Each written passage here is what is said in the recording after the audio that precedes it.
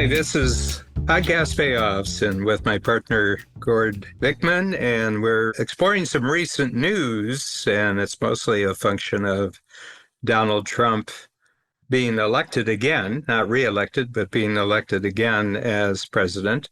And all of a sudden, a massive movement from the high-tech world, which had been totally democratic, is now they've discovered that they're actually MAGA. They've gone MAGA. And one of the recent examples of this is Mark Zuckerberg, who is definitely not a MAGA person. No. Is discovering more and more that he actually had it in himself to be more MAGA-ish.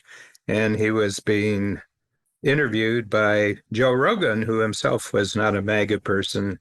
So what did you think of all that, Gord, when you started seeing? I mean, Joe Rogan is kind of cool because he's open to interviewing all sorts of people and he treats them with respect.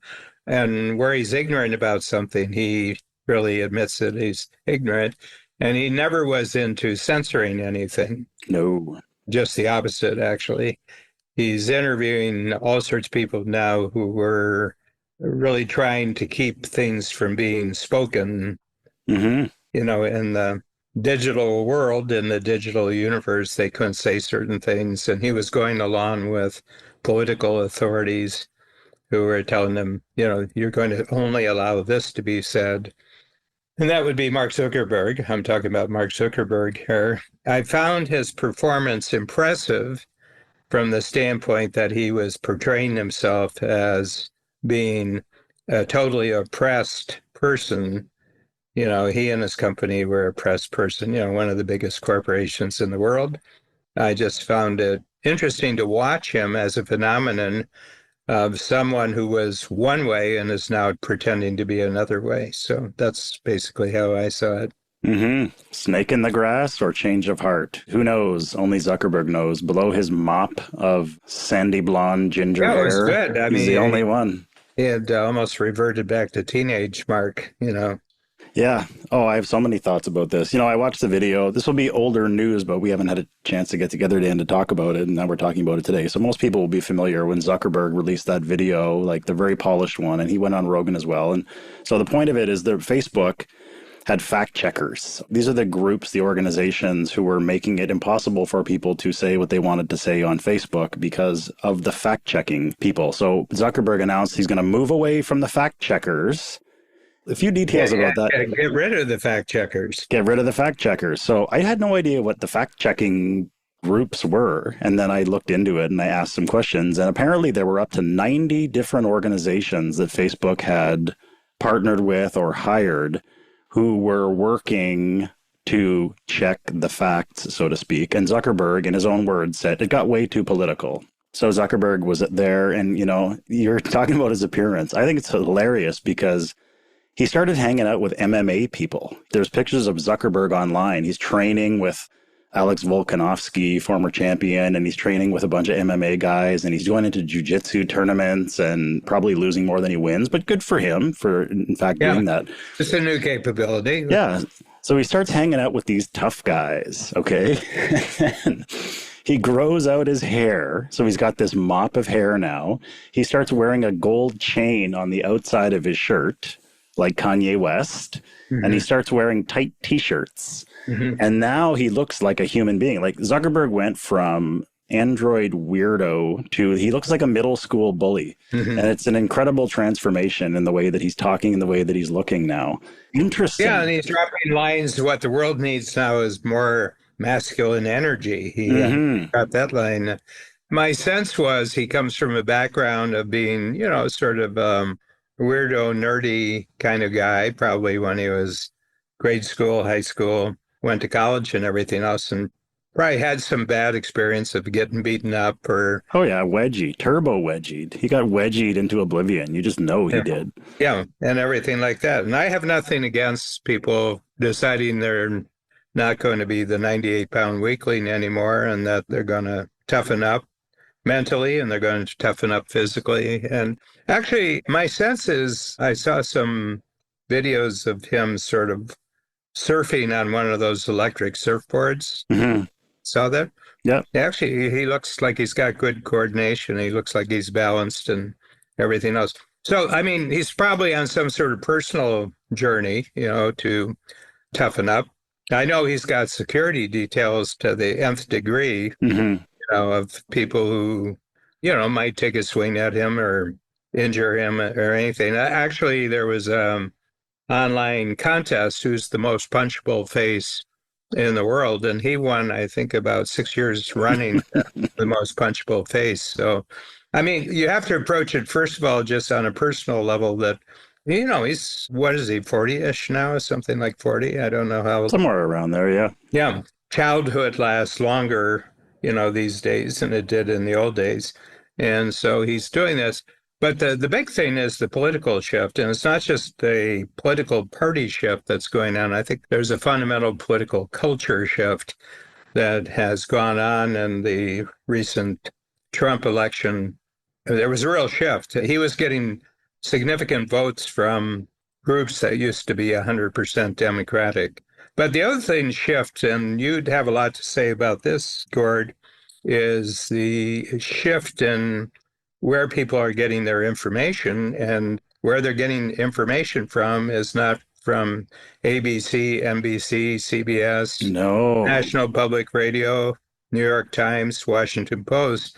They're getting their information from a technological driven universe that actually isn't open to the fact checking minded type of people. You can't go into the podcast world and be a fact checker. No. I mean, you could do those reaction videos on YouTube or whatever if you want, but I think that's kind Nobody of stupid. watches them. Backing up a little bit, what does this mean, this community notes thing? What did Zuckerberg actually announce? Well, what they do on X, I still have a hard time calling it X. I want to call it Twitter. I just like brain default. So on Twitter, X, you can apply to be a community notes contributor. And if you have an account, I mean, I don't work there, but here's what I've been able to learn is if you have an account in good standing, you've never been banned for saying something ridiculous. I think you have to be 6 months or a year into it. You can't be brand new. You can apply to be in this community notes community. That was very Austin Powers there. Allow myself to introduce myself. You can be in the community notes community. So you start out and all you do is you just say whether other people's community notes are helpful or not. That's it. And then once you've built up enough clout, you can start posting your own. And then what happens is, so when a politician or a journalist says something ridiculous or untrue, someone will community note it and they'll put a note at the bottom and they'll be like, this is not true. This is a lie. This is exactly what happened. And then the community has to decide, is this worthwhile? Is this valuable? Now, it's not simply a numbers game because that would lend itself pretty easily to, these political pile-ons where you have someone saying something which is true. Someone says, no, it's not. And then all their buddies go on and agree with them. There has to be a consensus across the whole community notes community that, yeah, this is not in fact true. And from what I've learned, only about 10% of community notes below other people's tweets actually make it to publication. But you've seen them before when there's politicians. If you're on X, the politicians say something stupid or journalists say something which is just completely fabricated. And then below it, it'll say, not true. And someone will put the actual fact that, this is what actually happened. This is what he actually said. This is the full context. And then it gets approved by the community. So that's what Zuckerberg, in a roundabout way, is going to be doing with Facebook. So these 90 organizations, heavily politicized organizations that were fact-checking, in Zuckerberg's own words, very one-sided, way too political. He's going to be moving away from these organizations. Side note to that, all these organizations are whining now because they believe that they're probably going to go out of business because most of them, their entire business model was based on getting contracts with Facebook. So Facebook is not going to be paying them anymore. And now who are they going to fact check for? Nobody, because nobody wants them. Yeah. So they're all going to have to go find something else to do. And all these companies are going to shut down, which is probably not a bad thing. Yeah. So Facebook is borrowing from Elon and X, and they're going to do community notes, and they're probably going to, model it. The code will be similar, if not identical, where you can just go and say, okay, this is not correct. And, if enough people agree with you across the spectrum, it has to be on all sides. You can't just pile on with all of your left-wing friends or your conservative friends or whatever. That's how the whole thing works.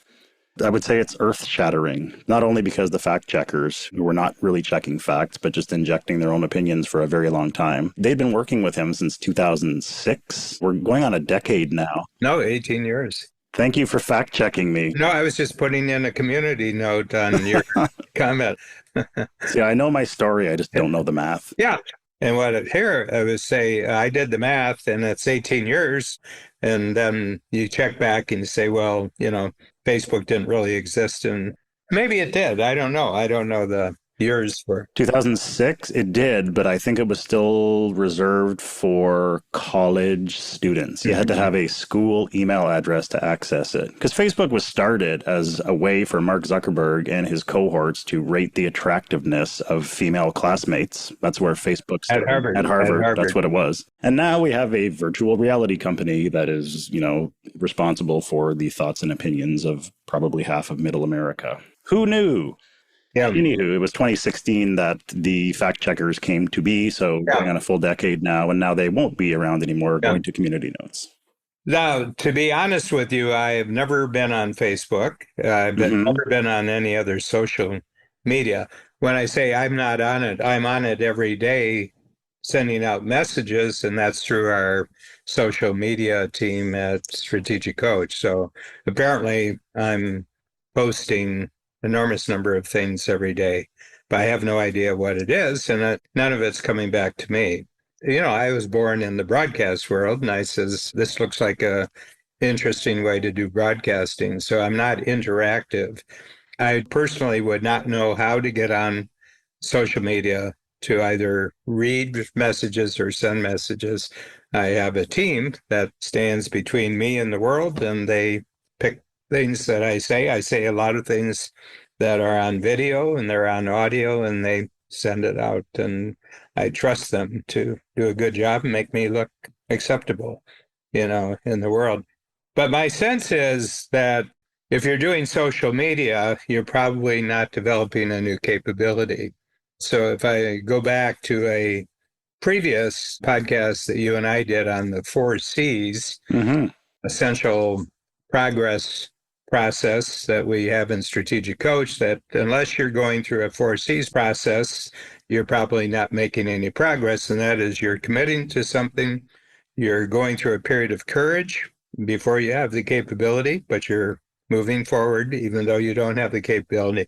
Then the capability comes into existence and you get a big shot of confidence as a reward. And then you go into your next, even more powerful 4Cs process.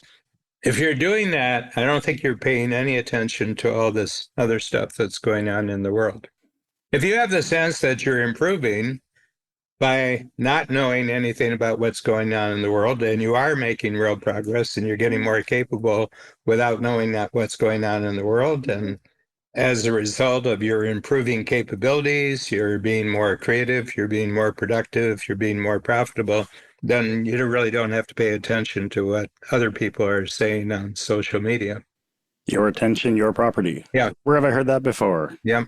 But it is your property. And, veering down another fork in the road here, it's like you don't have to pay attention to any of the things that you don't want to pay attention to. Community notes or no community notes. And you said you're not on social media, Dan. You're not missing all that much, to be honest. Yeah, there's some funny stuff in there. I'm in my 7th year of not watching television, and it's been a great bonus for me because I estimated that I was probably spending 800 hours a year watching television. I got that 800 hours back, and I'm reading a lot more. I'm reading a lot more interesting things.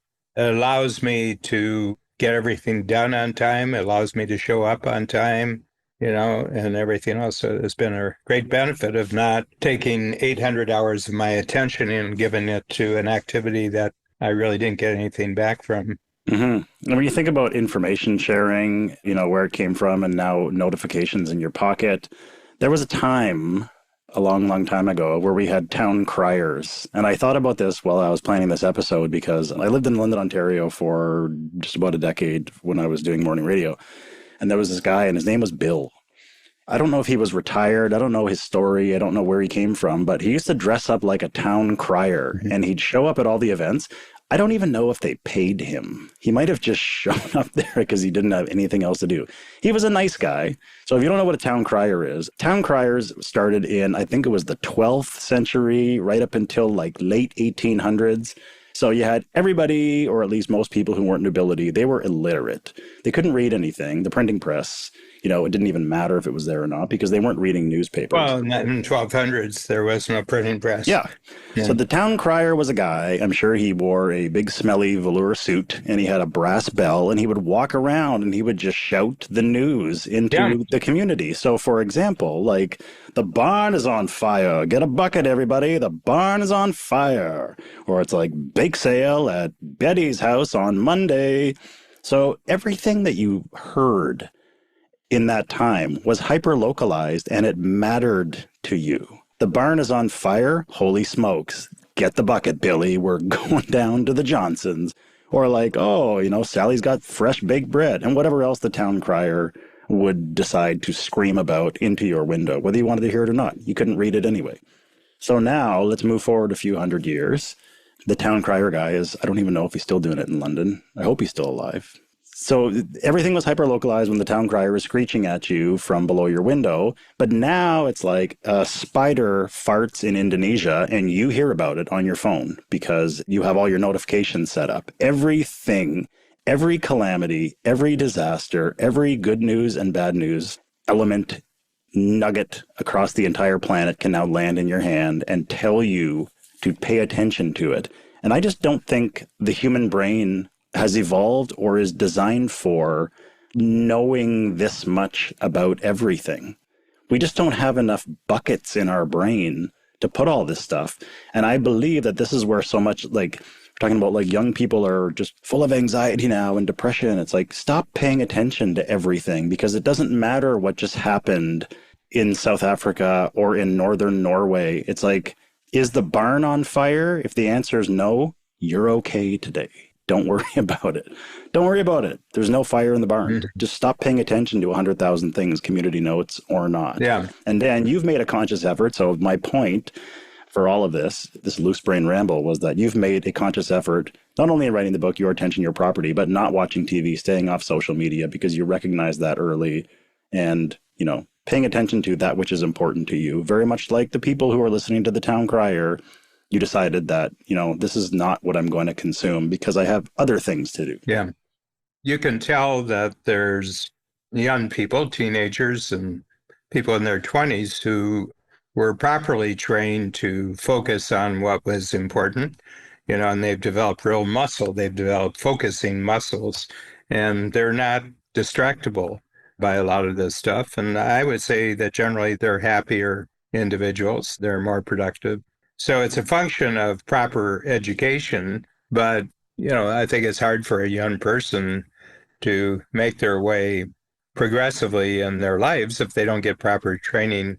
And that, for most of it comes from their parents. So if their parents are on social media, their parents are always watching television and their parents aren't really advancing very much in their life, that's not a proper teacher for a young person. But I learned from an early age just to pay attention to the things that moved me forward. And, here I am 80 years later and, I'm still doing it. So far, so good. And people get upset by what they had. I says, well, why are you watching something that upsets you? Well, I need to. No, you don't. I need to know. I need to know. No, you don't. You actually don't. You actually don't. Ignorance is pleasant sometimes. You don't need to know. You want to know. And there's a difference. Mm-hmm.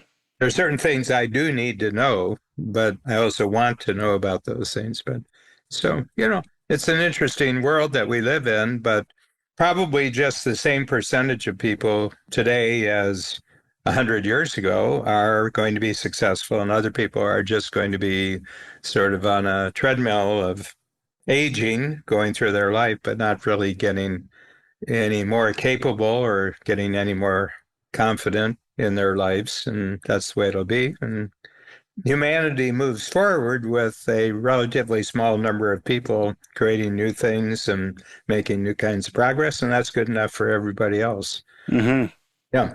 And the show is called Podcast Payoffs. We explore the links, the relationship between technology and teamwork. And what better place to chat about how podcasting fits into this? You brought this up briefly a little while ago, Dan, but podcasts, as far as I have read, in terms of what people trust, podcasts are trusted more than any other media source right now. People just trust podcasts. Yeah. Well, they trust the podcasts that they like. It's a endless bandwidth. Before, with radio and with television, there was only so much room on the band. It was very pricey and the big dollars ruled, but with podcasts, it's endless and it's useful. And the people watching you have chosen to watch you because there's a trust factor that you're talking about. If you come from the side of the political spectrum that believe there have to be language police, you're going to stay away from this medium. Mm-hmm. You won't be comfortable on this medium. If you live in a world where you have to watch out for every word that comes out of your mouth, you're certainly not going to go on a medium that's free form and goes on for, 15 minutes, half hour, Joe Rogan, 3 hours, and everything like that. You would be 15 minutes in and you just had your entire career and future canceled because you said a wrong word. Yeah. So it's actually very interesting. It's the first time I've seen a political situation where one side just has total ownership of this medium and the other side can't even get in just because of the way their brains work. We're too loosey-goosey over here in the podcast space. Yeah.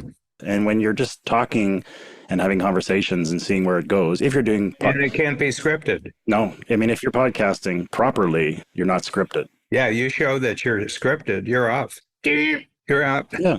Yeah. Oh, it's an audiobook. Yeah, they just switch up. You're not canceled. They just don't watch. What did you learn, Gordon? Did you get anything else out of this? I learned that Mark Zuckerberg went from a lizard man to a junior high bully, and I found it super interesting that I'm still kind of bouncing this around in my mind, but what is it about hanging out with tough guys that seems to have turned him just a little bit conservative, more human? It's going to be a very interesting time now that social media and the ability for those who rely on social media for all of their news and all of their information. I think it's going to be a cold bucket of water for a lot of individuals who have not really been exposed to ideas because, we have, let's say, like one semi-generation of people who have never really been exposed to anything that they don't already agree with. And if the big old Facebook and X has already achieved that with when Musk bought it. But if Facebook now starts going into the realm of everyone has a voice, and as long as you're not saying abhorrent, ridiculous, awful things, they're going to allow you to say your opinion. You can state your opinion.